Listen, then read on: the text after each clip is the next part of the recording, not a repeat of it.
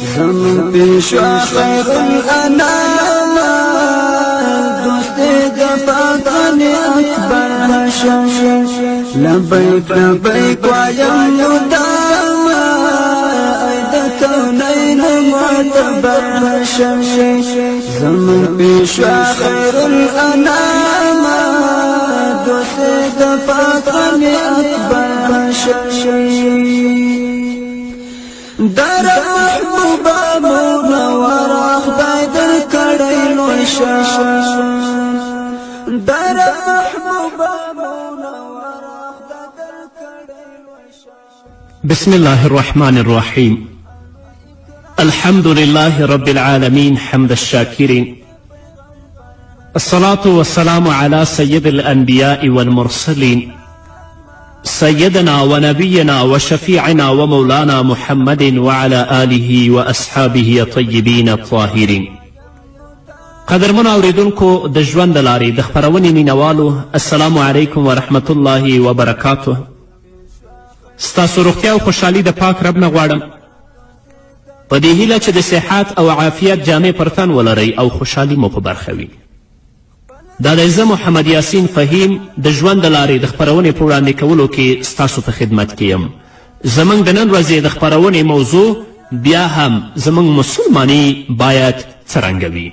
درنو اوریدونکو، موږ او تاسو د ګناهونو بدې اغیزې په تیره خپرونه کې واورېدلې. نو راځئ چې له ګناهونو سره مقابله وکړو، د الله رب العزت د اوامرو او د احکامو پابند شو، ځان نه واقعي مسلمانان جوړ کړو. څرنګه کولی شو له ګناهونو سره مقابله وکړو؟ زه تاسو ته وایم چې تاسو په ټینګ هوډ سره تصمیم ونیسئ چې ګناه پرېږدو. د ګناهونو د پرېښودلو لپاره ډیره غوره لاره له نیکانو دیندارو کسانو او مؤمنانو سره ناسته او ولاړه ده. تل د هغو کارونو د کولو په لټه کې اوسه چې د اسلام او مسلمانانو په ګټه وي، هغه مهال به د ګناه د کولو لپاره فرصت ونه لري. څرنګه ګناه وکړي؟ حال دا چې ته عبادت او د مسلمانانو د مهمو چارو په ترسره کولو کې بوخت یې. دغه دوه طریقې یعنې له نیکانو انسانانو سره ناسته او ولاړه او د نیکو عملونو ترسره کول له ګناهونو سره د مقابلې لپاره غوره وسیله ده. کوشش وکړه چې ځان لپاره هغه ملګري پیدا کړي چې هغوی ګناهګار نه وي، د الله د اوامرو او د الله د احکامو پابند وي. ته به هم ګناه پرېږدې، د هغه نه به متاثره شي. همدارنګه تل لپاره دا کوشش کوه چې د هغو کارونو د کولو په لټه کې اوسئ چې د اسلام او مسلمانانو لپاره ګټور وي او په دې باندې پوه شئ تر کله چې موږ د ګناهونو په کولو کې بوخت یو، هیڅکله به زموږ اسلامي ټولنه د پرمختګ او لوړتیا په لور ګام پورته نه کړي، بلکې اسلامي ټولنه به هله پرمختګ وکړي چې موږ او تاسو په خپله ګناهونه پرېږدو او په دې کوشش کې اوسو چې نورو ته امر بالمعروف وکړو او هغوی د منکراتو او د بدو عملونو نه راوګرځوو. ستا کار او نظر نړۍ بدلولی شي، ستا کار او نظر ټولنه بدلولی شي، ستا کار او نظر د ستا د کورنۍ غړي بدلولی شي. په دې باندې پوه شئ درنو اوریدونکو چې ژمنتیا او رغېدنه قواعد او قوانین لري چې باید پر هغو عمل وکړو او هیڅکله باید فکر ونه کړو چې ژمنه او مسئولیت په میړانه، نرتوب یا بېحده زړورتیا کې پروت دی، بلکې ژمنتیا او رغېدنه دا ده چې په حکمت او عقل سره په کارونو کې بدلون رامنځته کړي، له بدي څخه د نیکي او غوروالي په لورې بدلون او له هغه ځای څخه د لا غورو په لورې. الله رب العزت په صورت نحل کې 125 آیت کې فرمایي ادعو الى سبیل ربک بالحکمة والموعظة الحسنه. د خپل رب لارې ته په حکمت او نیک نصیحت سره بلنه وکړه. خپله هم د الله د اوامرو پابند شه، د الله د احکامو پابند شه، خو ډیر په حکمت او نیک نصیحت سره نور خلک هم د الله دین ته راوبله. لکه څنګه چې تا ګناه پرېږدې او نیک انسان درنه جوړ شوی، همدارنګه نور کسان د الله دین ته په حکمت او نیک نصیحت سره راوبله چې هغوی هم ګناه پرېږدي او د الله د دین او د اوامرو پابند شي. رغېدل په حکمت او عقل سره ترسره کیږي. زموږ په کورنۍ کې، زموږ په ټولنه کې، حتی په نړۍ کې بدلون په حکمت او عقل سره منځته راځي، نه له منطق او مهرباني څخه په لرې طریقو سره. بیا هم الله رب العزت فرمایي وجادلهم بالتي هي احسن ان ربك هو اعلم بمن ضل عن سبيله وهو اعلم بالمهتدين. الله فرمایي له هغوی سره په هغه طریقه چې غوره ده مجادله وکړه، ځکه چې ستا پروردګار په دې پوه دی چې څوک د هغه له لارې څخه بېلارې شوی او هغه هم په لارموندونکو باندې پوه دی. الله هغه کسان هم پیژني چې د الله رب العزت د دین نه لرې شوي، او هغه کسان هم پیژني چې هغه د الله د دین او د الله د اوامرو پابند دي. خو ته څه کوه؟ وجادلهم بالتي هي احسن، ته له هغوی سره په هغه طریقه چې غوره ده مجادله کوه او د الله دین ته یې راباله. هو درنو اوریدونکو، د کمې طریقې په وسیله چې موږ غواړو نور اصلاح ته راوبلو ډیره مهمه ده او باید هغې ته پوره پاملرنه ولرو. موږ غواړو چې بدلون راولو، ژمن او رغونکي واوسو، ځکه چې په هره ګوښه کې ستونزو او بدمرغیو زموږ ټولنه نیولې ده. که د ټولنې ټول کسان په دغه کار کې ګډون ونه کړي او که تاسو د خپلو بچیانو په ساتنې سره په دې لاره کې د ټولنې مرستې ته ونه دانګئ، څرنګه غواړئ چې هغوی دغسې بدلون ته راوبلئ؟ په همدې خاطر موږ غواړو هغه منفي پالنه توجیه چې خلک وایي زه په داسې ځای کې نه یم چې وکړی شم نړۍ بدله کړم، دا منفي پالنه پرېږدو او ووایو هو زموږ په هڅې سره په نړۍ کې خامخا بدلون راتلی شي، زموږ په ټولنه کې خامخا بدلون راتلی شي او زموږ په کورنۍ کې خامخا بدلون راتلی شي. باور وکړئ چې زیات کسان به د حالت په بدلون کې اغیزمن وي، په ځانګړي ډول هغه ځوانان چې سپېڅلې لاره یې نیولې ده څو وکړی شي د عفت او ځان ساتنې معراج ته ورسیږي. هیڅکله ځنډ مه کوئ، د ژمنې او رغون اوج ته د رسیدو لپاره غوره او سیخه لار د الهي دین او شریعت لاره ده. هغه څه چې په خپل وجود کې لرئ د هغو د بدلون هڅه وکړئ څو الله ټول مصیبتونه او غمونه له تاسو څخه لرې کړي. د ټولنې لټون او رغون ستاسو په حدسو او کار پورې تړاو لري. کله چې تاسو په خپل ژوند کې بدلون رامنځته که، ستاسو ژوند به له عزت او سرلوړي څخه ډک شي او له هوا او هوس څخه به لرې یاستئ. الله رب العزت په صورت انفال کې 25 آیت کې فرمایي واتقوا فتنة لا تصیبن الذین ظلموا منکم خاصة واعلموا ان الله شدید العقاب.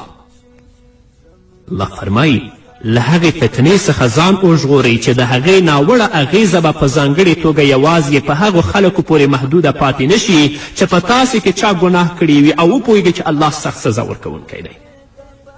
دغه فتنه او عذاب چې قرآن هغه بیانوي د کومو کسانو لپاره دی؟ د هغو لپاره چې د شهوتونو په پیروي او د الهي امرونو په مخالفت سره په خپل نفس ستم او ظلم کړی دی. نو درنو اوریدونکو، آیا د دې وخت را رسېدلی نه دی څه چې په خپل وجود کې لرو هغه بدل کړو؟ زه نه پوهیږم چې څه شی د دغه بدلون د رامنځته کېدو خنډ ګرځي. آیا موږ هر یو د ځان او د خپلې اسلامي ټولنې د نیکمرغۍ په لټه کې نه یو؟ البته چې همداسې ده. نو که دغه دین زموږ د دنیا او آخرت د نیکمرغۍ ضامن دی نو نور د څه شي په تمه یو؟ په الله رب العزت قسم، زه د هغو زړونو د ټکان غږ اورم چې د بدلون د رامنځته کېدو په امید دي، مګر هغوی ډاډینې ته اړتیا لري. هغوی د هغو کسانو په تمه دي چې د هغوی لاسونه ونیسي او د اصلاح او بدلون په لاره یې لارښوونه کړي. راځئ څو د دغه کار په ترسره کولو کې له یو بل سره مرسته وکړو چې امکان لري په دې سره زموږ ژوند له خوښیو آرامیو څخه ډک شي او د جنګونو او ورانیو له منګلو څخه خلاص شو. خپل هم نیک عمل وکړه. د الله رب العزت نور بندگان هم د الله رب العزت دین ته راوبله. په دې باندې به الله رب العزت تا ته اجرم درکړي او الله به د مصیبتونو او د کړاوونو نه دې خلاص کړي. ستا په کور، ستا په ټولنه او په نړۍ کې به بدلون رامنځته شي. تاسو چې د الله دین ته په دې سخت حالت کې خلک رابلئ، ستاسو د هر یو ثواب د محمد رسول الله د 50 کسو ملګرو له ثواب سره برابر دی. د مسلم حدیث دی. د اسلام ستر پیغمبر محمد رسول الله صلی الله علیه وسلم له خپلو زیات شمېر ملګرو سره یو ځای هدیرې ته ننوت. او وی فرمایل ای د مؤمنانو د سیمې اوسیدونکو پر تاسو د سلام وي او کله چې الله اراده کړې وي موږ هم له تاسو سره یو ځای کیږو مګر هیلهمن یم چې خپل ورونه په دې دنیا کې ووینو. صحابه و کرامو رضی الله تعالی عنهم ویل ای د الله رسوله آیا موږ ستا ورونه نه یو؟ پیغمبر علیه الصلاة والسلام وفرمیل نه بلکې تاسو زما ملګري یئ او زموږ ورونه هغه کسان دي چې تر اوسه نړۍ ته راغلي نه دي او له تاسو څخه وروسته راځي. په بل روایت کې راغلی دي چې پیغمبر علیه الصلاة والسلام وفرمیل له تاسو څخه وروسته به د صبر زمانه را ورسیږي او په هغه مهال کې حوصلهناک کس د دین په ساتنه کې د هغه چا په څیر دی چې سره سکروټه په خپل لاس کې وساتي. په هغه زمانه کې د هغه چا ثواب چې په دینی امرونو عمل وکړي د 50 کسو د ثواب په څیر دی. هغه زمانه اوس دی. د اسلام مقدس دین سور اور ګرځېدلی دی. څوک به په لاس کې واخلي او څوک به پرې عمل وکړي. کله چې نبی کریم صلی الله علیه وسلم دا خبره وکړه صحابه و کرامو نبی کریم صلی الله علیه وسلم ته وویلې ای د الله رسوله زموږ د 50 کسانو د ثواب په څیر یا د هغوی د 50 کسانو ثواب په څیر. نبی کریم صلی الله علیه وسلم وفرمیل ستاسو د 50 کسانو د ثواب په څیر. ای الله دغه خبره څومره درنه او له خوند څخه ډکه ده. د الله د رسول صلی الله علیه وسلم د 50 کسو اصحابو ثواب. آیا من کولی شو د دغسې کسانو په ډله کې اوسو؟ آیا اوس هم وایې د بدلون رامنځته کول په یوازې توګه زما مسؤلیت نه دی؟ راځئ چې ځان غوښتنه له منځه لرې کړو. راځئ څو خپلو شاوخوا واقعیتونو ته په زړور نظر وګورو. راځئ چې د اسلامي امت مسائلو ته پاملرنه وکړو او کوم شیان چې زموږ د لمنځه تګ او سپکاوي سبب شوي تر څیړلې لاندې ونیسو او له خپلې مخې څخه یې لرې کړو. الله رب العزت چې د امت محمدي صلی الله علیه وسلم ستاینه کوي. الله رب العزت چې امت محمدي صلی الله علیه وسلم ته د 50 صحابه و کرامو رضوان الله تعالی علیهم اجمعین ثواب ورکوي هغه د دې لپاره چې هغوی امر بالمعروف او نهی عن المنکر په سختو شرایطو کې او په بدو حالتونو کې کوي. نن د اسلام مقدس دین سور اور ګرځېدلی سره سکروټه ده. د صبر وخت دی، د امتحان وخت دی. راځئ په خپله هم ګناهونه پرېږدئ. اول د خپلې کورنۍ نه شروع کړئ، امر بالمعروف او نهی عن المنکر وکړئ. خپلې کورنۍ کې بدلون راولئ. د خپلو اولادونو اخلاق، د خپلو اولادونو اعمال او د خپلو اولادونو په جامه او لباسونو کې بدلون راولئ او وروسته د هغه نه اقدام وکړئ ټولنې ته. هلته امر بالمعروف او نهی عن المنکر وکړئ. انشاءالله ستاسو په دې هڅه باندې به الله رب العزت په ټوله نړۍ کې بدلون راولي. نو ځکه الله رب العزت د امت محمدي ستاینه کوي چې هغه په سختو حالتونو کې امر بالمعروف او نهی عن المنکر کوي. کنتم خیر امة اخرجت للناس تأمرون بالمعروف وتنهون عن المنکر. الله رب العزت دې موږ ته د نیکو اعمالو توفیق راکړي. الله جل وعلا شانه دې موږ په هغه لار باندې روان کړي چې زموږ رب زموږ نه پرې راضي کیږي. او الله دې موږ ته د دې توفیق راکړي چې په خپله د الله د اوامرو او د احکامو مطابق عمل وکړو او د الله دین طرف ته نور خلک را وبلو تر څو زموږ په کورنۍ او په ټولنه او په نړۍ کې بدلون راشي. په همدې هیله درنو اوریدونکو نور به م واورو خو د یوې دمې نه وروسته. زمن بشوا خیر الانام دوست دفاقن اکبر هاشم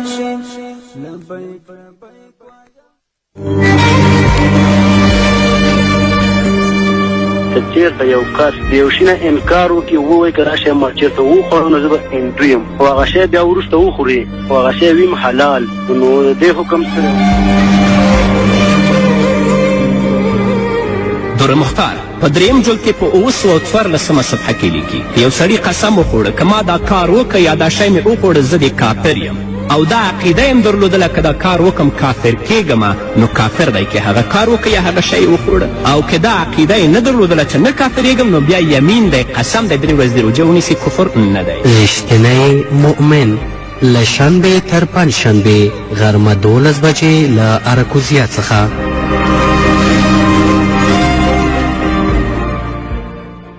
لبیک لبیک وایم یوتانا ایت کونین معتبر هاشم زمن پیشوا خیر الانام دوست دفاقن اکبر هاشم لبیک لبیک وایم یوتانا ایت کونین معتبر هاشم زمن پیشوا خیر الانام دوست دفاقن اکبر هاشم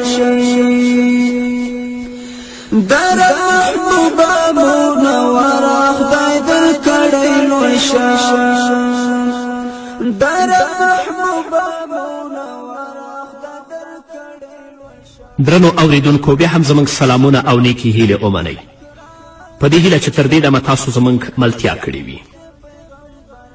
کله چې بدکاره انسان پر نیکانو باندې واکمن شي له منځه تګ او رکاوی بیا حتمي دی او بدکاره انسان په نیکانو باندې هله مسلط کیږي چې په اسلامي ټولنه کې ګناه په څرګنده توګه ترسره شي. امام مسلم د نبی کریم صلی الله علیه وسلم یو حدیث را نقلوي. هغه فرمایي چې ام المؤمنین حضرت عایشې رضی الله تعالی عنها وویل پیغمبر اکرم صلی الله علیه وسلم ته مې وفرمیل ای د الله رسوله آیا موږ د ګناه له امله هلاکیږو تباه کیږو حال دا چې نیکان زموږ په منځ کې اوسي؟ نبی کریم صلی الله علیه وسلم وفرمیل هو هغه مهال چې ګناه او ناروا زیاته شي په دې وخت کې به الله تاسو هلاکوي اگر که نیکان خلک ستاسو په منځ کې هم وي ځکه چې د الله رب العزت عذاب بیا عام دی یوازې هغو کسانو ته نه ورسیږي چې هغو ظلم کړی چې د الله عذاب راغی ټول بیا نیسي. په بل روایت کې راغلی دی چې الله جل جلاله جبرائیل علیه السلام ته امر وکړه چې دغه ښار په ځمکه کې په ډوبېدو سره ورک کړه یعنې په ځمکه کې ننباسه. حضرت جبرائیل علیه السلام الله ته عرض وکړ ای الله ستا فلانی بنده چې تل تا ته په رکوع او سجده کې دی په هغه ښار کې ژوند کوي زه څنګه دا ښار په ځمکه کې ډوب کړم او په ځمکه یې ننباسم؟ الله جل وعلا شانه وفرمیل ای جبرائیله له هماغه څخه یې پیل کړه یعنی اول هغه کس په ځمکه باندې ننباسه چې هغه ما ته سر په سجده او په رکوع دی. جبرائیل علیه السلام د الله نه پوښتنه کوي ای پروردګاره ولې؟ الله رب العزت وفرمیل هغه یوه ورځ هم زما لپاره خپله څیره د ګناهګارانو له امله تروه کړه یعنې زما لپاره یو ځل د ګناهګارانو له کړنو څخه خفه نه شو. په دې باندې پوه شئ که تاسو په یوې کورنۍ کې ژوند کوئ چې ستاسو په کورنۍ کې یو ګناهګار انسان دی هغه ته نیکه لار نه ورښیئ او د هغه د بدو عملونو نه تاسو مانع نه ګرځئ او په هغه باندې نه خفه کیږئ د الله رب العزت عذاب چې راشي اول به تاسې نیسي. یو عالم چې په یو کلي کې ژوند کوي په یو جماعت کې خطیب او امام دی خپله نیک عملونه کوي خو په خپلو مقتدیانو او په خپل کلي او کلیوالو کې بد عمله او مفسدین ویني د هغو مانع نه ګرځي حتی د هغو کرکه د ده په زړه کې پرته نه ده د الله عذاب چې راځي اول به دا نیسي. نو امر بالمعروف او نهی عن المنکر اوچته مرتبه لري. ګورئ درنو اوریدونکو په هغه کلي کې د الله رب العزت داسې یو بنده دی چې تل د الله د اوامرو د احکامو پابند دی اما نور خلک هلته مفسدین او ګناهګاران دي خو دا د مفسدینو او ګناهګارانو مانع نه ګرځي او د هغوی د ګناه له امله د ده زړه نه خفه کیږي الله رب العزت عذاب اول په ده باندې راولي ځکه الله عذاب عام دی واتقوا فتنة لا تصیبن الذین ظلموا منکم خاصة واعلموا ان الله شدید العقاب. نو د دې لپاره درنو اوریدونکو چې موږ تل ژمن او رغونکي اوسو باید یووالی د اسلامي ټولنې اصلي شعار او هدف وګڼو. نه ځانځاني او بیلتون ژمنتیا او رغون دا نه دی چې ټول عمر په مسجدونو کې معتکف پاتې شو او ووایو بدلون راوستل زموږ له مسؤلیت څخه بهر دی. لکه ځینې خلک اوس وایي چې دا زما کار نه دی دا د ملا کار دی. زه له تاسو درنو اوریدونکو څخه غواړم چې په خپل دین باندې په سمه توګه پوه شو. محدوده موده معتکف اوسو او بیا د نړۍ ګوټ ګوټ ته سفر وکړو په حکمت او نیکې موعظې سره نور د الله د دین خواته راوبلو خلک د بدیو پرېښودو ته دعوت کړو هغوی شهادت او د الله په لاره کې د ځان او مال قربانولو ته راوبلی ټول اسلامي امت د مقام لوړېدو ته راوبلی څو د اسلام پخوانی عزت او درناوی بیرته ترلاسه کړو د امیر المؤمنین سیدنا عمر بن خطاب رضی الله تعالی عنه خبره په یاد ساتئ چې هغه به ویل هره ودانه سیمه به زر تر زره ورانه شي ټولو صحابه و کرامو امیر المؤمنین عمر فاروق رضی الله تعالی عنه ته وویل ای امیر المؤمنینه کله او څنګه عمر فاروق رضی الله تعالی عنه وفرمیل هغه مهال چې د هغې سیمې بدکاره کسان د هغې سیمې پر نیکانو باندې برتري پیدا کړي او واکمن شي نن ورځ ګورئ زموږ ټولنه همدارنګه عمر فاروق رضی الله تعالی عنه فرمای کله چې ګناه په پټه توګه ترسره شي یوازې د هغه ترسره کوونکي ته زیان رسیږي مګر که په ښکاره توګه ګناه ترسره شي او خلک د هغې د لمنځه وړلو لپاره کوم کار ترسره نه کړي ټول خلک له هغه څخه زیان ویني د پیغمبر علیه الصلاة والسلام حدیث هم دی چې ما په تیرو خپرونو کې تاسو ته ویلی و لم تظهر الفاحشة في قوم قط حتى يعلنوا بها إلا فشأ فيهم الطاعون والأوجاع التي لم تكن مزت في أسلافهم په کومه قوم کې چې ګناه په ښکاره توګه باندې ترسره شي او دا خلک د هغو مانع نشي نو هغه ټول قوم به الله رب العزت په طاعون او په داسې دردونو مصیبتونو باندې گرفتار کړي چې د هغوی په پلرونو او د هغوی په نیکونو کې به دې سابقه نه درلوده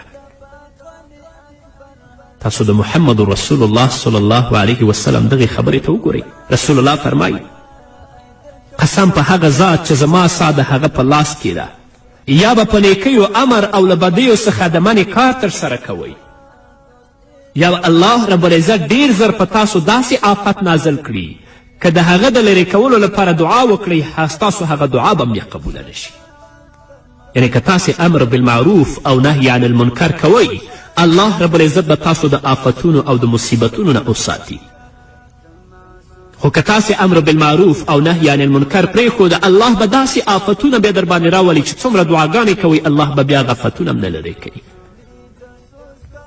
ای الله د محمد رسول الله صلی الله علیه وسلم دغه خبره څومره ډارونکې او ټکان ورکوونکې ده موږ د دغه واقعیت په سوري کې ژوند کوو آیا نن ورځ د الله رب العزت په وړاندې دغسې حالت نه لرو هو کله چې دعا کوو او د هغې قبلېدنه نه وینو نو وایو الله زموږ دعاګانې نه قبلوي نو غوره دا ده چې دعا ونه کړو څومره افسوسناکه حالت دی او څومره بې صبره یو موږ پرته له توبې د الله عز وجل لورې ته له ورګرځېدو پر مصیبتونو د صبر او په یقین او ډاډ سره له دعا پرته بله هیڅ لار نه لرو شاید چې الله رب العزت زموږ دعاګانې قبولې کړي او موږ له ستونزو او مصیبتونو څخه خلاص کړي نو درنو اوریدونکو اسلام انسانان یووالي او یو ځایښت ته رابلي نه ځانځاني او بیلتون ته راځئ څو دغه نیکمرغه غږ ته لبیک ووایو او د هغه په حکمونو او امرونو باندې عمل وکړو او ګناه پرېږدو په همدې هیله درنو اوریدونکو دا وه زموږ د نن ورځې خپرونه چې ستاسو درانه حضور ته وړاندې شوه تر بلې خپرونې پورې چې زه بیا هم ستاسو درانه حضور ته راځم تاسو ټول په لوی الله سپارم پاتې ژوند مو نیکمرغه ښاد بریالي او کامیاب اوسئ